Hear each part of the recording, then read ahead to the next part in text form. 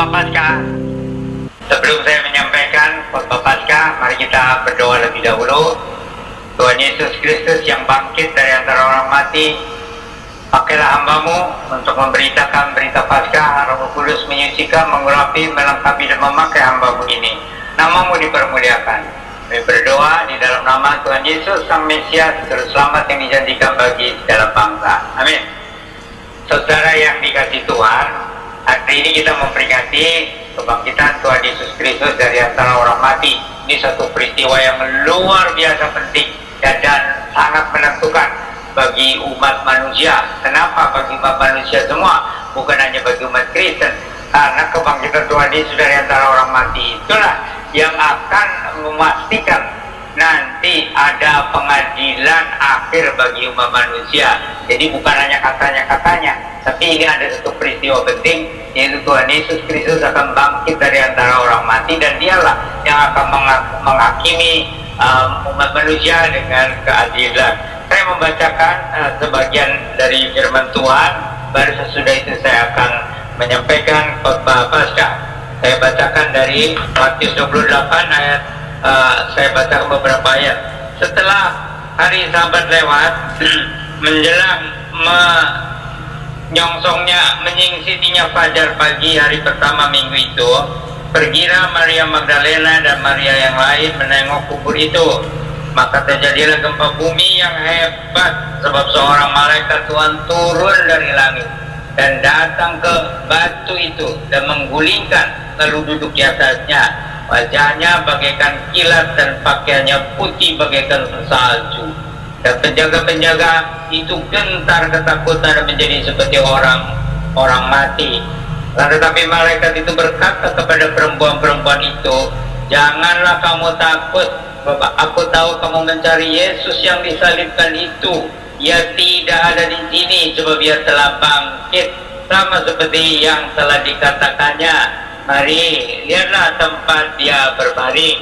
Dan satu ayat lagi dari 1 Korintus 15, 1 Korintus 15 ayat yang ke-3 dan ke-4.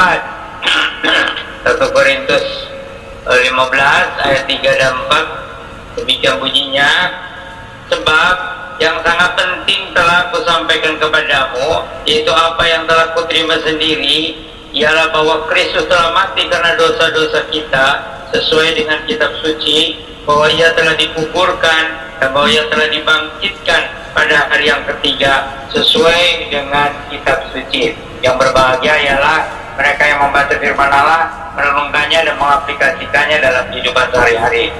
Saudara yang dikasihi Tuhan, jadi hari ini kita memperingati kebangkitan Tuhan Yesus Kristus dari antara orang mati. Ini satu hari yang luar biasa, sangat penting ya, saya katakan tadi, karena berita tentang Tuhan Yesus yang bangkit itu yang menentukan sejarah manusia, bahwa satu hari nanti Tuhan Yesus Kristus akan kembali untuk mengadili umat manusia. Nah, mengenai kebangkitan Tuhan Yesus dari antara orang mati ini, secara logika, secara akal manusia itu sepertinya tidak mungkin. Mana bisa sih orang yang disalibkan mati, darahnya sudah habis, ya, kemudian sudah dinyatakan mati, ditusuk lagi itunya, lambungnya sampai keluar darahnya juga, lalu kemudian dikubur, dan kemudian ternyata pada hari yang ketiga bangkit pula dari antara orang mati. Nah, ini memang kedengarannya tidak mungkin, tidak masuk akal, tetapi bukti-bukti dan saksi-saksinya lebih dari cukup. Jadi waktu Tuhan Yesus bangkit dari antara orang mati itu, ya, pertama-tama memang kuburnya kosong, dan ada ibu-ibu, perempuan-perempuan pengikut Yesus yang tadinya mengikut dari jauh juga, dari tempat lain, tapi sampai kepada Yesus disalibkan, dikuburkan, mereka tahu tempatnya. Tapi waktu sampai ke situ ternyata kuburan Yesus itu yang tadinya ditutup dengan batu besar itu sudah tergolek, dan itu tentu saja kalau digulingkan oleh manusia ya mungkin beberapa orang laki-laki gitu ya. Kalau perempuan-perempuan nggak kuat lah. Tetapi ternyata sudah tergolek ya. Lalu ternyata ada dua malaikat, gitu, ada dua malaikat di sana. Jadi bertanya kepada perempuan-perempuan itu, itu ibu-ibu gitu, kalau bahasa sekarangnya kalian datang tuh mau cari siapa? Jangan mencari orang yang hidup di antara orang mati. Dia nggak ada di sini seperti yang sudah dia sampaikan bahwa dia akan bangkit dari antara orang mati. Nah itu kemudian hari Minggu itu Tuhan Yesus juga menemui murid-muridnya ya. Ya permulaan ada 10 murid ya. Kalau Yudas itu kan sudah menggantung diri. Nah, kemudian mereka cerita sama Thomas. Thomas tadinya tidak percaya kalau saya tidak menjamak, katanya bekas tombak di lambungnya dan itu bekas paku di tangannya. Kalau saya belum mencucukkan jari saya nggak percaya.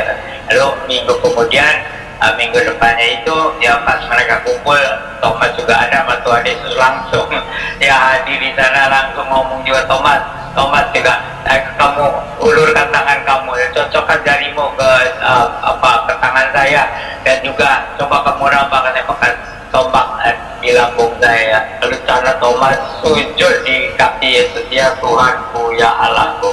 Ya karena tidak mungkinlah manusia bisa bukan sekedar bangkit hidup lagi lalu lemes-lemes gitu ya, tapi dia bangun dengan kuasa dan maha tahu lagi, dan dia bisa masuk lewat ruangan tertutup, tiba-tiba hadir gitu ya. Maka Thomas itu spontan bilangnya, ya Tuhanku, ya Allahku ya. Nah ini pengakuan Kristiani juga begitu. Jadi kita percaya kepada Allah Bapa dan kepada Firman yang menjelma menjadi manusia. Nah Firman itu bersatu dengan Allah tadinya, menjelma menjadi manusia.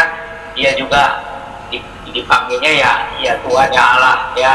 Dan Roh Kudus itu juga mewakili kehadiran Allah Bapa dan kehadiran Tuhan Yesus. Kita juga memanggil Roh Kudus sebagai Tuhan dan Allah. Cuma biasa kita berdoa kepada Allah Bapa atau kepada Tuhan Yesus, atau kepada Allah Bapa di dalam nama Tuhan Yesus Kristus. Nah ini kembali kepada topiknya. Jadi hari ini kita memperingati kebangkitan Tuhan Yesus Kristus dari antara orang mati ya.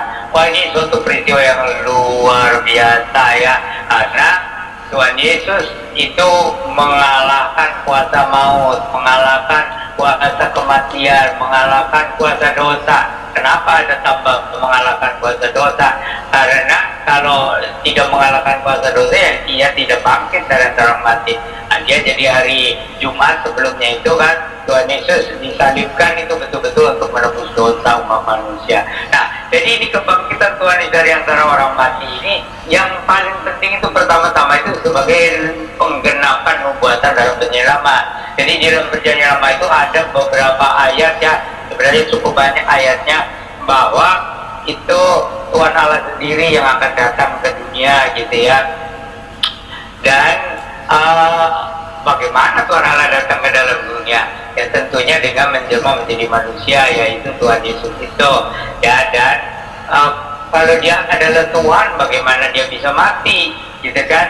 Nah ini jadi yang mati tentu saja kemanusiaannya, itu bukan ketuhanannya, keilahiannya tidak mungkin mati lah. Jadi Yesus, Tuhan Yesus itu disalibkan, mati, yang mati itu kemanusiaannya, dalam keadaan manusianya yang mati itu ya.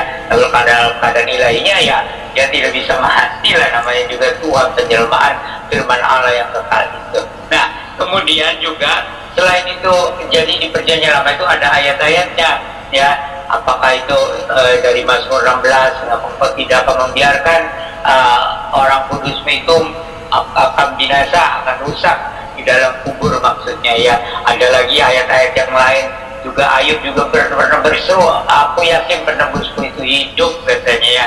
Dan ada ayat-ayat yang lain juga gitu ya.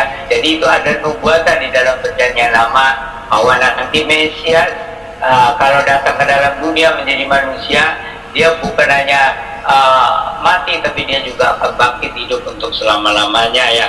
Lalu ada kata-kata Yesus juga. Jadi sebelum Yesus disalibkan itu lebih dari 3 kali Tuhan Yesus berkata, anak manusia, menyebut dirinya sendiri, anak manusia akan diserahkan ke tangan orang berdosa, akan dibunuh, tetapi pada hari ketiga akan bangkit pula dari antara orang mati gitu. Itu lebih dari 3 kali tuh Tuhan Yesus menyatakan begitu ya, bahwa anak manusia nanti akan diserahkan ke tangan orang berdosa, akan dibunuh, tetapi akan bangkit pada hari yang ketiga. Nah itu menjadi murid-murid itu tadinya tidak bisa terima. Karena apa? Karena di dalam perjanjian lama itu kalau Mesias datang itu dia akan menjadi raja selama-lamanya. Bagaimana dia akan mati, bagaimana dia dibunuh. Jadi mereka membaca Alkitab tapi itu tidak teliti ya.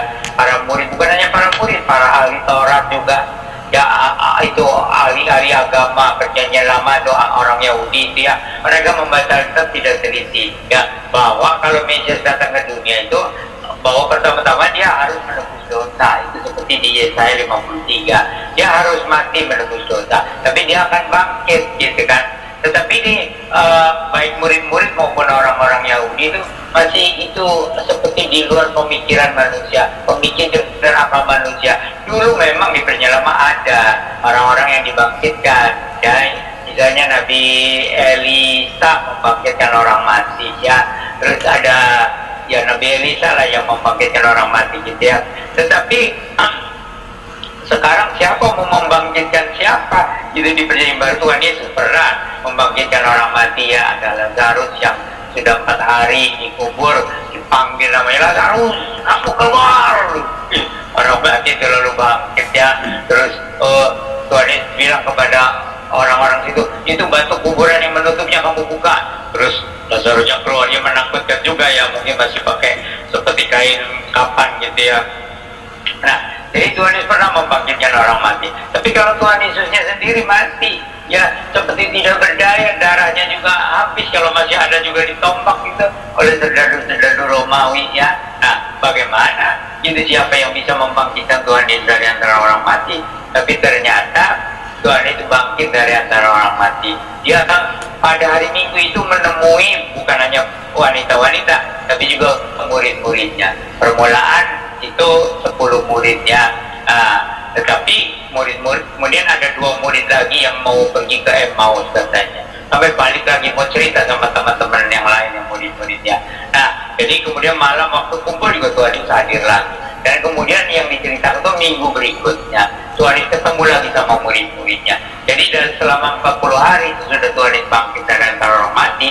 Selama 40 hari itu Tuhan Yesus berulang kali menemui murid-muridnya dan orang-orang lain, dan jumlahnya itu pernah yang terakhir kali ya waktu Tuhan mau naik ke surga itu berapa, 500 orang ya kalau nggak salah ya ditulisnya itu ya, di 1 Korintus pasal 15 itu. Jadi itu kebangkitan Tuhan itu tidak bisa dibantah karena saksi-saksinya lebih dari cukup dan berulang-ulang ya. Kalau hanya sekali aja biar 500 orang mungkin seperti orang mimpi sekaligus atau seperti penglihatan aja, tetapi berulang-ulang Tuhan itu bahkan mengajar lagi kepada murid-muridnya. Ada ajaran-ajaran yang sebelumnya tidak bisa ditangkap lah, tetapi sesudah Tuhan Yesus bangkit dari orang mati, Tuhan Yesus memberikan penjelasan ya banyak, mungkin tentang kebangkitan juga, tentang dunia yang akan datang juga, dan macam-macam yang lainnya ya. Nah, itu jadi Tuhan Yesus sendiri sudah memberitahukan anak manusia akan diserahkan ke tangan orang berdosa, akan dibunuh ya, tetapi pada hari yang ketiga bangkit pula dari antara orang mati. Lalu fakta kebangkitan Kristus itu begitu meyakinkan. Kenapa? Yaitu ada saksi juga 2 orang malaikat, kemudian saksi-saksi itu ya wanita-wanita, kemudian saksi-saksi murid-murid itu juga. Lalu bukan itu saja, jadi kebangkitan Tuhan itu begitu pentingnya untuk menjamin bahwa pengorbanannya di kayu salib itu betul-betul adalah korban penebusan dosa bagi umat manusia ya. Maka dia bangkit dari antara orang mati, membuktikan bahwa dia tidak punya dosa. Lalu bukan itu saja, jadi kebangkitan Tuhan dari antara orang mati itu menjamin kebangkitan umat manusia ya.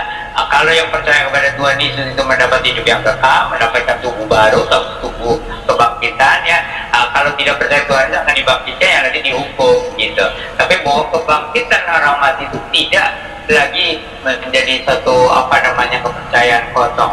Bisa orang mati bisa bangkit kembali. Kan Tuhan juga pernah membangkitkan orang mati juga, ya, tapi mereka mati lagi. Tapi kalau Tuhan Yesus bangkit dari orang mati itu dengan tubuh kemuliaan, tubuh mulia, ya, meskipun masih bisa bergaul, ya, masih juga makan makanan dunia ini, tapi jangan sampai pikir terlalu jauh. Kalau makan nanti buang kotorannya di mana, itu pikiran anak-anak ya. Jadi tentu saja itu karena tumbuh kemuliaan ya, makanannya masuk ya hilang begitu aja lah, namanya itu makanan duniawi kan panah. Nah, jadi begitulah. Jadi Tuhan Yesus itu betul-betul bangkit dari orang mati itu selama 40 hari mengajar lagi, dan berulang-ulang menemui murid-muridnya, udah mengajar mereka lagi ya. Dan ada yang sampai itu yang terakhir kali itu 500 orang sekaligus katanya ya. Itu jadi dan sebagian waktu Rasul Paulus menuliskan surat kepada Korintus ini yang pertama itu ya, itu tuh sebagian dari mereka masih hidup gitu ya, gitu, dan menampakkan lebih dari 500 saudara sekaligus. Kebanyakan dari mereka masih hidup sampai sekarang. Itu waktu 1 Korintus dituliskan oleh Rasul Paulus ya. Nah itu jadi fakta-fakta kebangkitan Tuhan itu sangat pentingnya. Kenapa? Ini menjadi jaminan bagi orang yang percaya pada Tuhan Yesus. Kita ini habis mati bukan selesai, udahlah beres lah, udahlah jadi dimakan cacing lah, udah nggak ada cerita apalagi masa depan. Banyak orang begitu mengaku udah mati udah tamat lah, gitu. Tetapi bagi iman Kristen tidak. Kematian itu bukan berarti kita sudah tamat, ya. Terlebih kalau kita sudah mengalami kelahiran baru secara rohani dari dalam Tuhan Yesus Kristus ya. Meskipun tidak ada orang Kristen yang sempurna, tapi kalau orang Kristen sudah mengalami keselamatan dan lahir baru, itu ada hati yang baru, sifat yang baru ya, yang cinta kepada kebenaran, cinta firman Tuhan, dan tidak mau jahat sama orang, tidak berani melanggar hukum-hukum Tuhan. Itu kalau orang Kristen sudah lahir baru ya, karena hukum-hukum Tuhan itu tertulis di dalam hatinya. Tidak sempurna, iya, tidak ada orang yang sempurna, tapi ada perubahan ya, dan itu menjadi kesaksian. Menjadi kesaksiannya bagaimana? Ya, ada orang Kristen yang tinggal di tengah-tengah orang yang bukan Kristen, itu mereka itu orang Kristen itu beda katanya ya. Bedanya di dalam hal apa? Ya tidak jahat lah, gitu. Tapi ada orang yang bertanya, herannya katanya orang Kristen tuh dihina agamanya, dihina nabinya, gitu ya. Tapi kok orang Kristen itu tidak seperti langsung ya ambil pisau lah, ambil pedang lah gitu ya, atau langsung pukul. Oh, berbeda ya katanya kalau orang Kristen itu begitu. Nah itu karena apa? Karena bukan kita yang membela Tuhan, tapi Tuhan yang membela kita, gitu ya. Karena Tuhan itu sudah bangkit dari antara orang mati, jadi orang Kristen juga diubahkan. Nah, kalau ada orang Kristen masih jahat, itu berarti dia belum diselamatkan. Itu belum lahir baru, hanya ngaku Kristen. Dan itu jumlahnya cukup banyak, 50%. 50% dari umat Kristen itu ya yang dipisahkan seperti domba-domba dan kambing-kambing. Jadi yang domba-domba itu meskipun kelihatannya bodoh ya, artinya itu kelihatannya bodoh, tapi itu nurut. Tapi kalau kambing-kambing itu nggak bisa diatur, gitu ya ceritanya gitu. Jadi itu jadi apa namanya? Ini tentang kebangkitan Tuhan itu juga mengubahkan orang yang percaya itu ya, menjadi anak-anak Allah, itu sebutannya.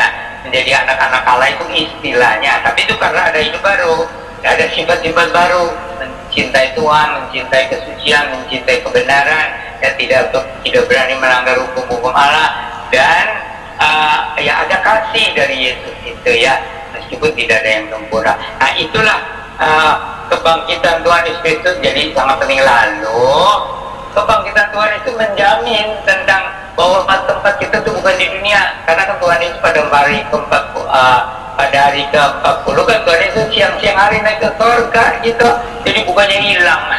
Ya kan ada orang bilang Tuhan Yesus itu apakah menghilang begitu aja, katanya sampai lari ke Pakistan katanya. katanya ada kuburan di situ ditulisnya Yesus katanya di Pakistan itu ya. Lalu orang mencari jawabannya tuh, buktinya katanya Yesus kuburannya ada di Pakistan katanya. Jadi dulu tuh dia nggak mati gitu, pingsan, jadi kemudian dia bangun hidup gitu, terus pelan-pelan dia lari gitu, sampai jauh amat sampai ke Pakistan. Nah sebenarnya itu pertama memang kuburnya kosong ya, tetapi kan murid-muridnya pagi-pagi udah datang gitu. Lalu misalnya kalau orang pingsan ya itu bagaimana bisa lari sejauh itu gitu Ya, dan terus juga Tuhan Yesus itu dulu dipastikan oleh tentara Romawi itu ditombak itu lambungnya, jadi darah yang tersisa pun sudah mengucur keluar, jadi betul-betul mati, dipastikan mati.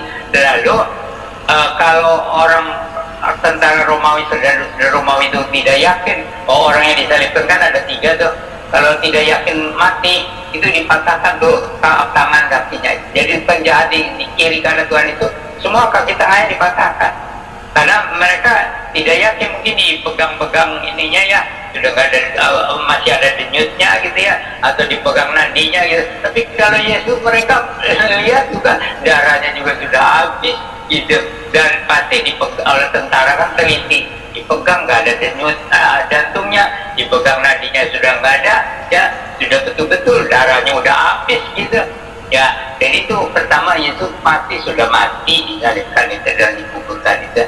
Nah kemudian ini bangkitnya dari antara orang mati itu, jadi saksi-saksinya lebih dari cukup dan berulang kali, dan selama 40 hari ada ketemu murid-muridnya, dan ada sampai yang itu yang terakhir itu sampai 500 orang sekali melihat ya, dan itu ya jumlahnya banyak lah ya, jadi sampai 500 lebih saksi-saksinya gitu. Nah ini jadi tentang kebangkitan Tuhan dari antara orang mati. Nah bagi orang itu betul-betul luar biasa penting gitu, bahwa kita satu hari juga akan mendapatkan tubuh yang baru, tubuh kebangkitan, karena kita akan bersama-sama dengan Tuhan di surga, itu jaminannya. Jadi kebangkitan Tuhan Yesus dan naiknya Tuhan ke surga itu menjadi jaminan bahwa Tuhan betul-betul dia pergi menyediakan tempat bagi orang percaya. Nah itu waktu Tuhan Yesus belum mati pun sudah bilang, aku akan pergi menyediakan tempat bagimu, nanti sesudah aku menyediakan tempat bagimu, aku akan kembali untuk menyambut kamu, supaya di tempat aku ada, kamu juga sama-sama berada. Nah itu kira-kira jadi kebangkitan Tuhan. Lalu ada lagi, sampai sekarang orang kalau berseru kepada Tuhan Yesus Kristus itu mengalami kuasanya gitu, asal benar-benar imannya ya. Apalagi kalau orang yang baru percaya, kalau orang baru percaya ya, dia begitu dan di dalam hatinya aja, Tuhan Yesus saya percaya, Engkau adalah Tuhan dan Juru Selamat yang disalibkan dan yang bangkit, itu langsung juga mengalami. Dan itu masalahnya iman gitu. Nah orang Kristen juga kalau dalam keadaan terdesak itu kadang-kadang doanya sampai seperti gimana gitu ya, nah itu langsung ada kuasa yang memberikan kekuatan, atau kadang-kadang Tuhan campur tangan lah, Tuhan campur tangan mengatasi ya, supaya jadi orang Kristen itu tidak boleh ada yang sampai putus asa, orang Kristen tidak boleh ada yang sampai bunuh diri juga, orang Kristen juga tidak boleh seperti tidak ada jalan keluar, karena Tuhan Yesus sudah bangkit, segala kuasa Tuhan itu sebelum dia pulang ke surga, segala kuasa baik di surga baik di bumi sudah diberikan kepadaku ya kan. Kamu pergilah kabarkan Injil kepada segala bangsa. Nah itu jadi hari ini hari Paskah itu luar biasa, Tuhan Yesus bangkit dari antara orang mati. Dulu pernah ada yang dibangkitkan tapi mati lagi ya, apakah itu diberinya lama, apakah diberinya baru, ada orang yang mati dibangkitkan ya, tapi miskin mati lagi. Lazarus juga ya, itu kan sudah busuk dibangkitkan, tapi ya umur manusia paling kuatnya berapa, umur 60 kah, umur 70 kah, umur 80, ya mati lagi. Tapi ini Tuhan Yesus bangkit dari orang mati, dia hidup selama-lamanya, dan dia akan membangkitkan kita yang percaya kepada Tuhan Yesus Kristus gitu ya. Jadi percaya kepada Tuhan Yesus Kristus tidak rugi sama sekali, tidak rugi, meskipun harus ikut salib, harus ada banyak menderita di dunia. Kenapa tidak rugi? Pertama, dosa dan kesalahan kita dijamin, diampuni, ditebus, ditanggung oleh Tuhan Yesus Kristus, asal kita bertobatnya sungguh-sungguh gitu. Jangan bilang, enaknya jadi orang Kristen ya berbuat apa saja itu dosanya ditebus oleh Tuhan Yesus. Sampai ada tuh cetak di YouTube kalau nggak salah ya, Tuhan itu katanya itu apa, orang Kristen itu bebas berbuat dosa karena dosa-dosa sudah ditebus. Itu orang yang nggak paham. Kalau saya dulu kan tidak percaya, saya bilang saya tidak perlu Yesus, saya tidak perlu dosa saya ditebus. Tapi waktu saya baca kisah sejarah Yesus waktu disalibkannya, pas waktu sampai Yesus disalibkan, hati saya itu menangis. Saya yang berdosa, tapi Yesus harus mati.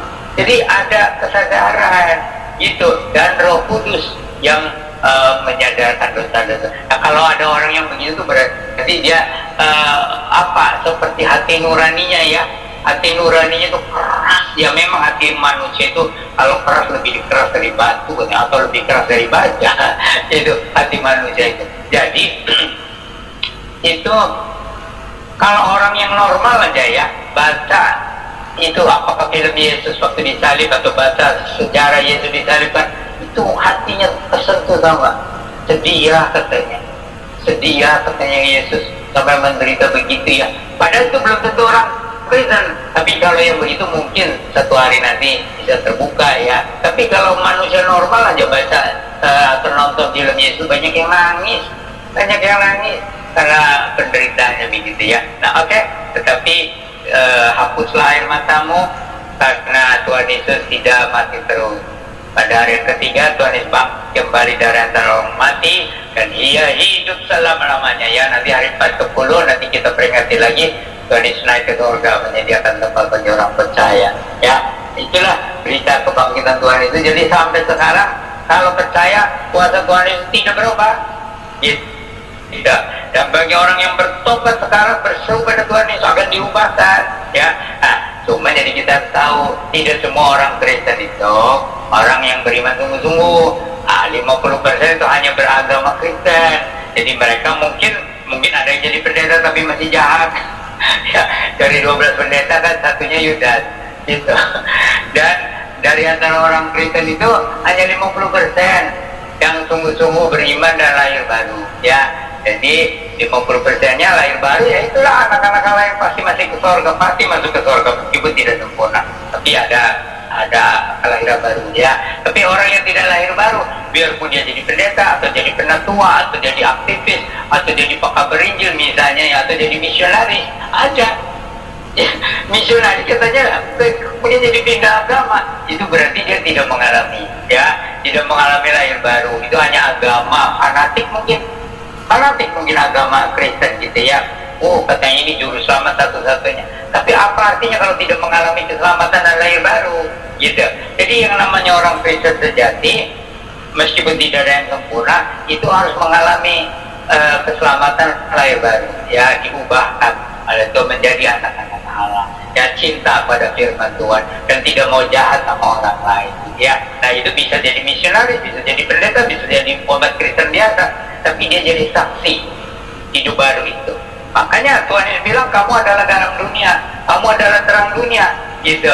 Jadi kalau garam menjadi tawar ya akan diinjak-injak orang. Dan kamu adalah terang dunia itu akan bercahaya katanya, dan orang akan melihat, tidak bisa disembunyikan.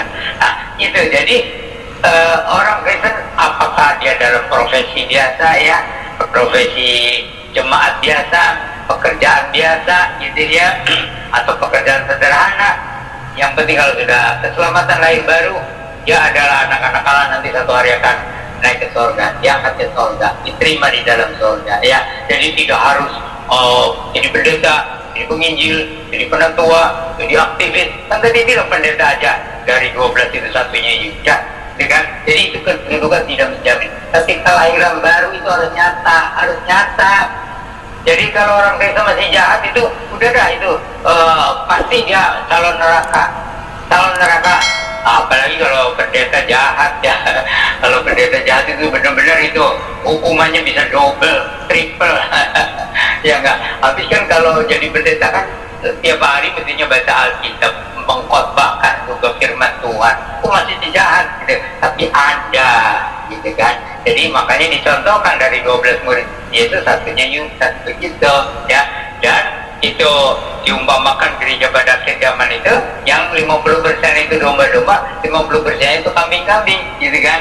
Jadi yang domba-domba kelihatannya bodoh tapi menurut taat, tapi yang kambing-kambing itu mungkin kelihatannya lincah dan mungkin kelihatannya lebih pintar dari domba, tetapi tidak bisa diatur, tidak mau diatur oleh Tuhan gitu ya. Jadi ini berita sekali ini semoga menjadi berita sukacita luar biasa. Karena apa? Memberikan pengharapan. Jangan harapkan dunia ini akan lenyap dengan segala isinya. Dan dunia ini penuh dengan dosa dan kejahatan. Saya makin melihat bagaimana kejahatan sekarang. Mengerikan kejahatan, keganasan, kekerasan, hawa nafsu yang najis, yang keji sekarang merajalela di seluruh dunia. Dulu saya pikir orang Amerika kejam, Orang Eropa bejat. Sekarang saya melihat di Jepang juga bejat, di Thailand juga bejat, di kita juga, di negara kita orang-orang yang bejat. Ada beragama, orang beragama tapi hatinya aduh ya, penuh dengan kemunafikan, penuh dengan keganasan, penuh dengan iri hati, penuh dengan keserakahan. Itu apa yang merata segala bangsa, yang meratalah segala bangsa begitu. Itu hati manusia. Jadi orang kalau ingin diselamatkan ya harus sungguh-sungguh bertobat, terima Tuhan, mengalami kelahiran baru. Nah, itulah kelahiran baru, itu tanda keselamatan. Ada yang baiknya sudah percaya Tuhan, dia dibaptiskan. Tapi ada yang tunggu-tunggu. Hari ini saya ibadah jemaat di sini ya. Ada beberapa itu orang sudah tua gitu, nggak tahu dia tunggu gitu ya, percaya Tuhan baru dibaptisnya sudah tua. Ya ada lah di gereja, semua gereja juga ada begitu ya. Ada yang dari keluarganya, jangan buru-buru dibaptis katanya, nanti nggak kuat katanya kalau dibaptis. Ada yang begitu tuh ya. Ada juga yang gimana gitu katanya, ada yang harus disembayangi katanya, itu cara agama lama. Ada cuma macam-macam alasan gitu ya. Tetapi jadi hari ini Tuhan Yesus sudah bangkit dari antara orang mati, bahkan mengajar lagi selama 40 hari, lalu naik ke surga menyediakan tempat. Jadi jangan ragu-ragu menjadi orang Kristen ya. Yang belum dibaptis cepatlah ikut katekisasi ya, ajaran pengajaran agama Kristen juga bisa dibaptis. Yang sudah percaya jangan ragu-ragu melayani Tuhan. Melayani Tuhan mulai dengan yang sederhana lah. Mulai pelayanan yang sederhana yang bisa dilakukan ya. Jangan pikir hebat kalau jadi pendeta atau jadi penatua atau jadi penginjil atau jadi apa gitu ya, kedudukannya. Enggak begitu. Tuhan tidak melihat itu. Tuhan melihat itu kelahiran baru yang bertumbuh ya, yang mau dengan belajar rendah hati, belajar dengan hidup dengan kasih, belajar hidup dalam iman gitu ya. Nah, gitu yang dikehendaki oleh Tuhan itu ya. Nah, pelayanan itu kan sesuai dengan karunia-Nya, sesuai dengan talentanya. Tapi bagaimana kita tahu talenta kita ada di mana, karunia kita ada di mana? Mulai dengan pelan-pelan ya, pelayanan yang sederhana. Nanti artinya diarahkan, ya. Misalnya yang karunia talenta yang saya tidak miliki misalnya ya, gitu kan ya, layanilah Tuhan sesuai dengan karunia talenta ya. Kalau saya banding-banding ya dengan ada pendeta-pendeta yang hebat, saya nggak berani banding ya. Saya ini pendeta biasa lah ya, pendeta kecil lah, nggak apa-apa. Saya kan bukan mau jadi terkenal hebat, enggak. Itu biar rencana Tuhan saja ya. Yang penting saya sudah diselamatkan, saya menjadi saksi Tuhan, saya mau melayani mulai dari yang sederhana ya. Makanya adik tahu, saya tuh melayani juga jemaat yang miskin, yang sederhana, dan tidak pernah cita-cita menjadi pendeta. Saya melayani di kota besar, enggak. Bagaimana Tuhan memimpin saya. Dan saya tidak pernah menghina orang dari secara tampilannya atau dari secara lahiriahnya ya, miskin atau kaya, tidak punya kedudukan atau pangkat tinggi, bagi saya sama saja ya, sama saja. Nah itulah ya, jadi kebangkitan Tuhan Yesus satu peristiwa yang luar biasa. Ada dunia baru yang terbuka, ada dunia keabadian yang dibuka ya. Ada seperti gimana ya, cakrawala surga itu seperti sudah dibuka pada kebangkitan Tuhan Yesus Kristus. Nah, begitulah ini cerita kebangkitan Tuhan Yesus, satu peristiwa yang nyata. Ini bukan dongeng, bukan katanya, saksi-saksinya lebih dari cukup, bukti-buktinya sampai sekarang bisa bagi orang percaya ya. Makanya orang percaya itu kalau belum mengalami kuasa Tuhan Yesus Kristus juga, saya masih merasakan gimana ya, kamu jadi Kristen sudah berapa lama? Kamu sudah mengalami belum kuasa Tuhan Yesus? Nah, bukan berarti saya mau orang itu mengalami yang hebat-hebat, bukan. Tapi mengalami ada kuasa Tuhan Yesus di dalam kehidupannya. Setidaknya merubah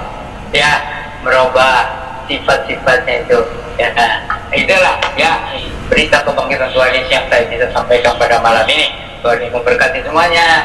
Ya, oke, mari kita berdoa.